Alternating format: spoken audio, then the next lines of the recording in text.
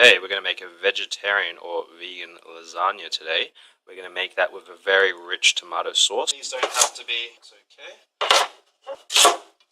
The water's come to the boil.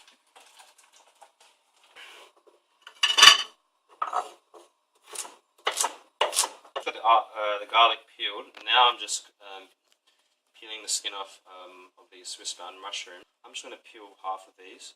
Now, I think a lot of the reason why people do wipe them is because they want to get the soil and grit off the top. To be quite honest with you, I really don't mind not peeling these and just cutting them straight up, or sorry, similar size to the carrots.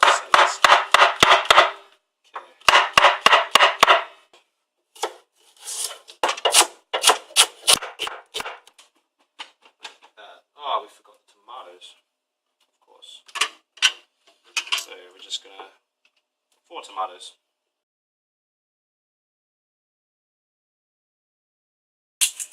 Now we can put the zucchinis to one side while we prepare the eggplants. In the process. Really large capsicums as well. I'm going to place them in the oven for about 40 minutes until they get nice and soft. We're going to remove them straight in. Skip one step. So, just to marinate them a bit easier, I'm going to chuck all the zucchini strips in a bowl. Coconut oil, about 1 teaspoon worth.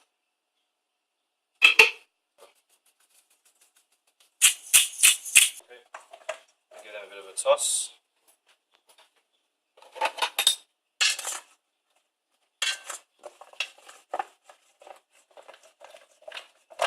Okay, perfect.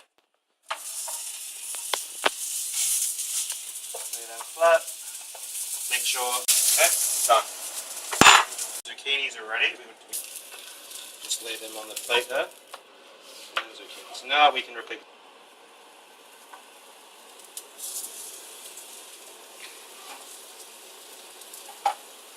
And I will have to do 2 batches because I just don't have enough pans.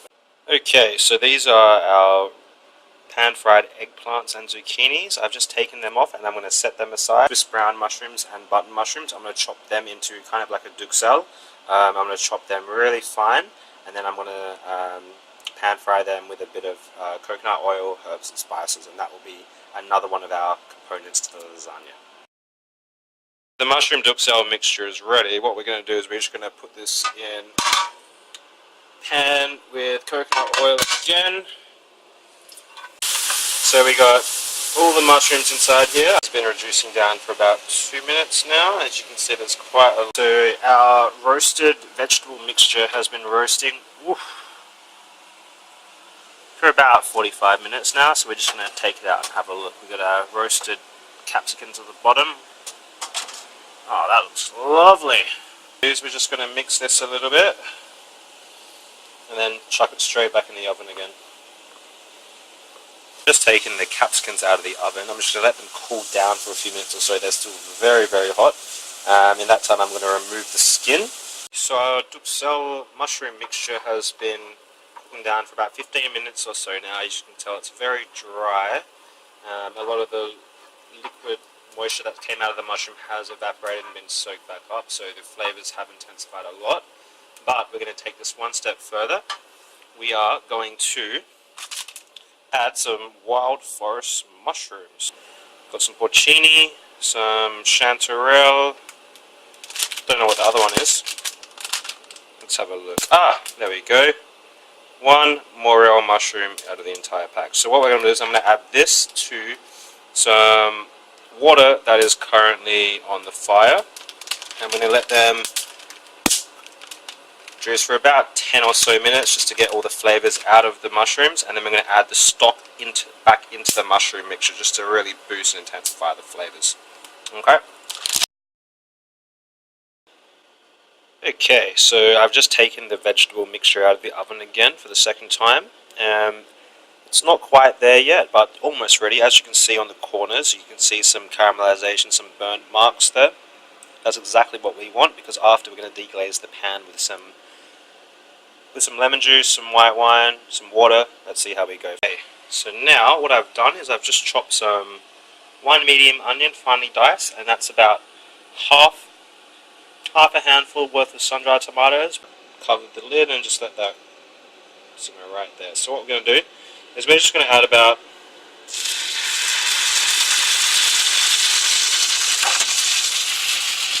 50 mils right there, only about 50 mils.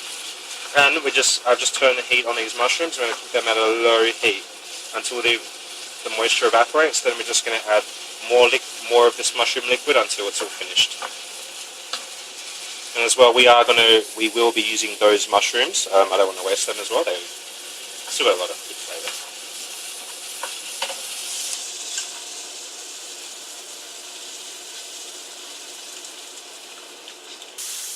So here are our mushrooms. I've added almost all the liquid, and I'm just going to add the final bit of liquid in here.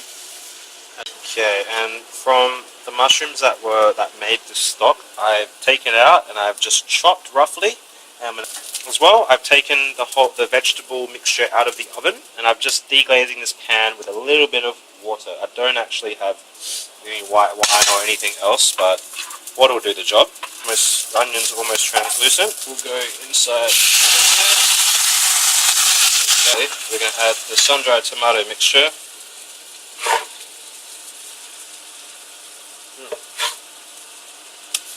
Okay, and we're going to add the rest of these mushrooms to our mushroom mix.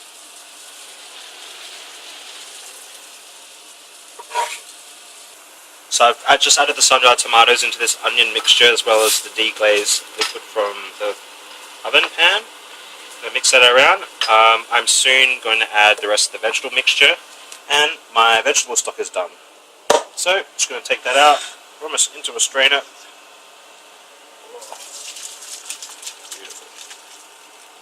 Now these mushrooms are already done. I'm just going to add a bit of salt and pepper, maybe some fresh thyme as well, just to get that more flavour. But that's all soaked up all the liquid from the wild. Okay, so now I've added the stock and the roast vegetable mixture to the pan here, and I'm just going to reduce this down until the liquid goes, and then I'm just going to add the rest of this stock.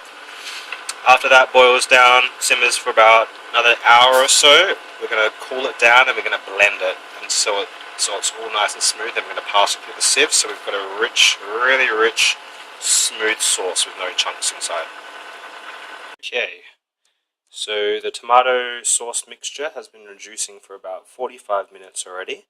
I've already added a big handful of fresh thyme and salt, pepper. Then we're going to add some chili in after we blend. So I've got 2 batches here. I can't fit all my tomato sauce mixture. So we're going to blend half of it and then blend the other half, and then we're going to continue reducing it down. So I've blended both batches of the tomato sauce mixture, and I've just passed them both through this sieve here, and I've just been mixing it with the spatula for the past 10 minutes. Now what's left behind is all the excess fibre and pulp. You can keep that if you, but we're just going to keep that to the side for now. Okay, so now I'm just reducing the tomato sauce mixture down again. I've tasted it. I've added about 1 teaspoon of salt to this. As well, I'm going to add 1 chili. Drop that in there just for a little bit of spice. And I'm going to put one bit of basil in there. I'm going to keep the stalk on for easy removal later on. This is just to really flavour and give. Now it's on to assembly of the lasagna. What I've done is I've got a baking tray, not really a lasagna tray per se, but this will do. I've lined pasta. Lined pasta in the bottom, and now we're going to build the layers. I'm going to put the zucchini first, followed by a bit of the tomato sauce, and then layer the eggplant, capsicum, and then the mushroom there. Okay, so now I have added the next layer of pasta sheet, zucchini, and more sauce. Now what I'm going to do next is add another layer of the lasagna sheet. I'm going to add the mushroom mixture, and then finish off with the capsicum at the end. Now I have left these eggplant and zucchini hanging out the side because we are going to fold it over, and then afterwards when we finish baking, I'm going to flip it upside down and slice like that. So it's kind of like an upside down lasagna. Last step, I've put the mushrooms in, wrapped it in some more pastry, put the capsicums in. I'm going to put a little bit of sauce on top, and I'm going to fold everything over and put 1 more sheet of lasagna paper over the top. So now I've folded another lasagna sheet over and put extra sauce on top since I forgot the cheese again.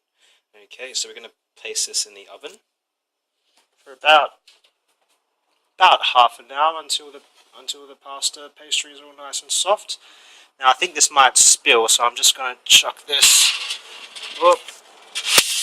Hot hands. I'm going to put that into the oven like that.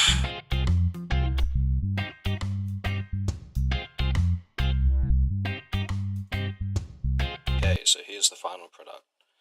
Vegan lasagna with a nice rich tomato sauce, a balsamic reduction, and some fried basil leaves there. Have a good look at that. You can see all the layers inside there. If you like my lasagna, definitely give it a go.